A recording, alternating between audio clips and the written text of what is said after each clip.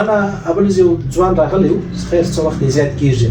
هغه بیا د بي ډېر محاکمه ډېر زبردست جوس ولا راوښتي بالکل صاف پیور جوس هغه د ځنه سم چې ما ولودي دوی دا کلمیز ما چې بیا د بي ډېر محاکمه هغه د پلاستیک مال دا ویلې ولما دا چې په ورسته وټلانو ډوډۍ خوړل بالکل ما پر کور نه خوړل پیور ډوډۍ نه خوړل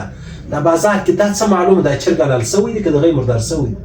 دا ته چې د پسه غوښ ورکوي دا دی چې شي دی یو خو ټیک دی وټلان ستا چې پیور شی ورکوي که څوم ګران دی لیکن زموږ په اوس زمانه کې دا شی ډېر نایابه دا کس پیدا کېږي بالکل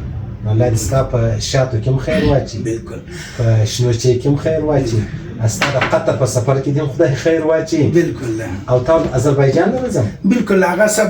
بس باره تاریخ مې د قطر روانګي ده او بیا د آذربایجان سفر دی بیرون ممالک دوره ده بیا دوبۍ سو بیا ملیشیا سو بیا سعودي سو زه تاسو صرف یو تورې درښایم ته پیور کار کوه یک نمبر کوه بالکل دې ته مو ګورئ چې په دې کې زما 10 روپۍ ګټه ده په هغه کې زما 2 روپۍ ګټه ده هغه 2 تر دې لسو ډېر دي صحیح سو په دغه 2 روپۍ کې ستا سره د هغه مریضانو اعتماد هم در سره دی نو ته داسې وکړه 2 روپۍ به دې ګټه سي 8 روپۍ د دې مریضانو اعتماد سو او که ته زه 10 روپۍ ګټه غواړم تا ته 10 روپۍ ګټه ورسېدله نو تا ته د هغه خلکو اعتماد چې دی هغه ونه رسېږي اعتماد ډېر وشي